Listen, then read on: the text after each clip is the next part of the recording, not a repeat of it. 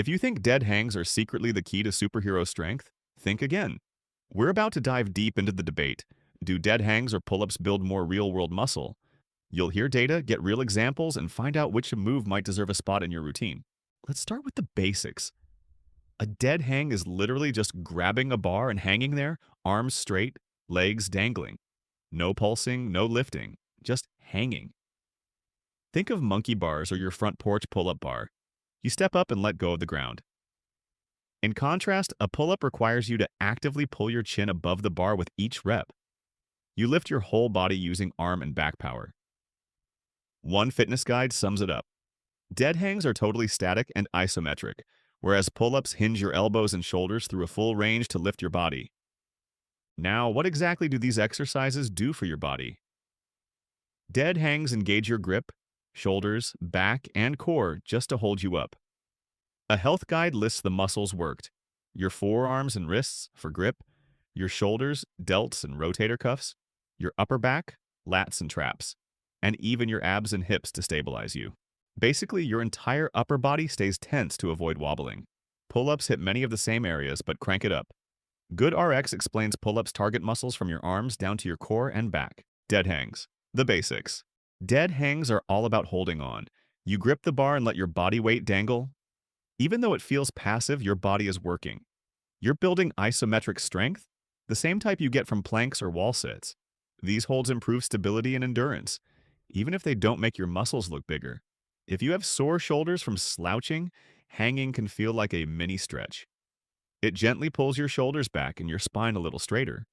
In fact, Good RX notes dead hangs give you better posture, flexibility, and increased core and grip strength. They literally train you to stand taller and more open-chested. Benefits of dead hangs. Better posture and flexibility. As noted, dead hangs train you to pull your shoulders down and back. This counters the hunched posture we develop from sitting at desks or looking down at phones. Over time, hanging can even lengthen tight muscles in your back and sides, giving you a smoother, more upright posture and better shoulder mobility. Grip, power, and endurance. The longer you hold on, the more your hands and forearms have to work. This builds raw grip strength, which is huge in daily life. Studies show a strong grip is a top indicator of overall health and strength. Hanging with your full body weight tests that grip hard. Every extra second you hang trains the muscles of your hands and forearms, so you can, say, carry heavy luggage or open jars much easier. It's basically free forearm training that pays off in all your lifts and tasks. Shoulder health. Believe it or not, dead hangs can help reduce shoulder pain. Trainers and doctors mention that hanging can increase shoulder mobility and stability. If your shoulders feel tight or you have minor impingement, hanging gently stretches and strengthens the rotator cuff and scapula stabilizers. One orthopedic surgeon even used dead hangs to help patients recover shoulder function. It's like giving your shoulders a mini rehab in each hang. Spine relief. Hanging gives your spine a bit of relief. When you hang, gravity pulls you down and creates a tiny space between the bones of your spine. This spinal decompression can feel great after a long day of sitting. One coach notes dead hangs can make your back more flexible. It's an easy way to stretch out your back and hips at the same time, helping ease lower back tightness and keeping your spine healthier. Active versus passive hangs. Not all hangs are the same. In a passive hang, you just relax on the bar, but in an active hang, you engage your muscles. Pull your shoulder blades down a bit, and you're basically doing the first motion of a pull-up. That means if you actively engage while hanging, you're practicing a little pull-up move. Active hangs fire up your back a bit and make the hang more challenging, which helps when you're learning to do pull-ups. It's a sneaky way to make your hangs more effective and build pulling strength at the same time. Beginner-friendly. If you can't do a pull-up yet, hanging is the place to start. Healthline says dead hangs are a good first step toward pull-ups. Start with short hangs, like 5 to 10 seconds, and work up. Your grip and core will get stronger safely. Over time, this will make that first real pull-up way more attainable. It's also a fantastic way to warm up before your main workout, getting you loose and ready. In fact, many climbers and trainers have clients start with hangs to wake up the shoulders and hands before lifting. Pull-ups, the power move. Pull-ups are the king of upper body exercises. Every rep forces your body to lift itself, which feels intense. In a good way. This is isotonic training. Muscles shorten and lengthen as you move. These are more than just a hard exercise. GoodRx even calls pull-ups a gateway to a stronger, fitter upper body. Here's why pull-ups pack a punch. Builds big muscles. Pull-ups work your entire upper body at once. Lats, rhomboids, traps, biceps, shoulders, abs, and core all fire together.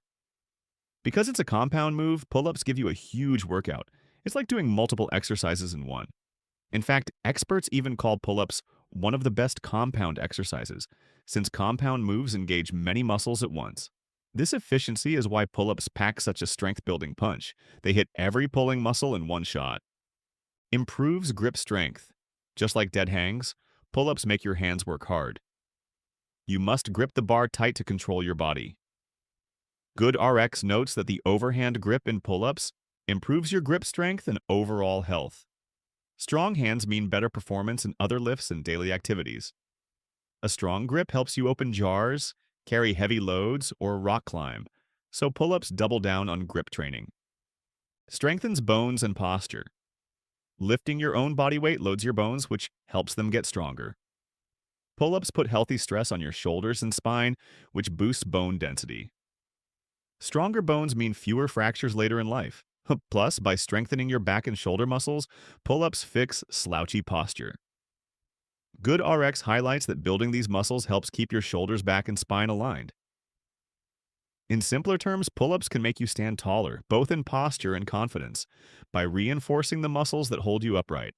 Athletic and functional, pull-ups mimic many real-life movements, climbing a ladder, hauling heavy objects, or rowing a boat. All of these use your pulling muscles. Good RX notes that athletes, martial artists, wrestlers, rowers, and even tennis players, get stronger by adding pull-ups to their routine. Pull-ups require so many muscles to work together under load. In fact, one fitness writer calls pull-ups a phenomenal test of total body strength, one of the most functional and unforgiving strength tests, meaning if you can master pull-ups, you've really trained your body for tough tasks. Real-world strength showdown. So, who wins the real-world strength battle? Let's define real-world. Usually it means the moves we do every day, carrying groceries, climbing stairs with weight, hauling luggage, moving furniture, or even pulling yourself out of a pool. Those are pulling or carrying movements, basically moving weight through space. Pull-ups train exactly that. For example, carrying a heavy bag upstairs is very similar to doing a pull-up at certain angles. Hanging from a bar, by contrast, doesn't directly help you lift anything. It mostly just trains your hang time and grip endurance. Think of a simple test: closing a heavy sliding door or dragging a full bucket of water. You'll use the same muscles as a pull-up. Humans rarely need to just hang in space during daily activities. We need to pull, lift, and reach. In practical terms, a pull-up is more like lifting groceries or climbing a ladder with weight, while a dead hang is more like giving yourself a quick stretch. Here's a quick example. Imagine the elevator is broken and you have two heavy suitcases. Do you practice hanging from the ceiling bar? Of course not. You'd better pull those bags up the stairs. Pull-ups mimic that action of hoisting and climbing. Or picture climbing into a treehouse. You have to pull and lift at the same time, not just hang. Those are exactly the situations pull-ups prepare you for. Anecdotally, I had a gym buddy who could dead hang for an entire song on the radio, but he still struggled with even a couple of pull-ups and carrying heavy groceries. Once he started focusing on pull-ups, suddenly everyday tasks got a lot easier, and he put on muscle as a bonus. Pull-ups turned out to be his missing strength link. Dead hangs do have their place. They give you the foundation. They build the grip and endurance you'll need for the heavier stuff.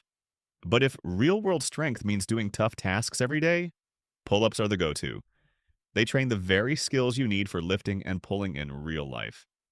The verdict: when the dust settles, pull-ups are the winner for raw, functional strength. They give the biggest bang for your buck, moving your body through space, building muscle, and improving how you perform everyday tasks.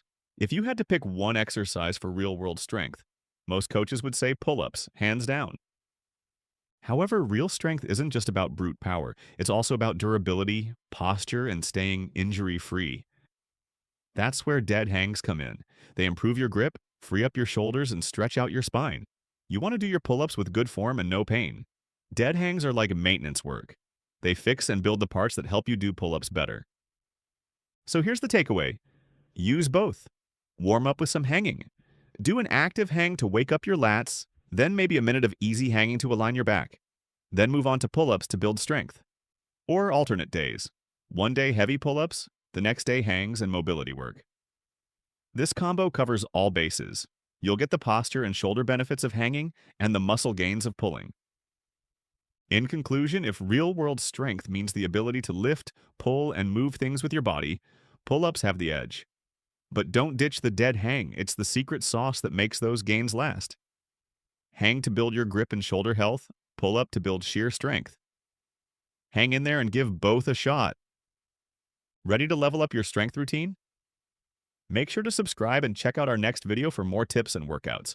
Whether you're hanging or pulling, we've got your back.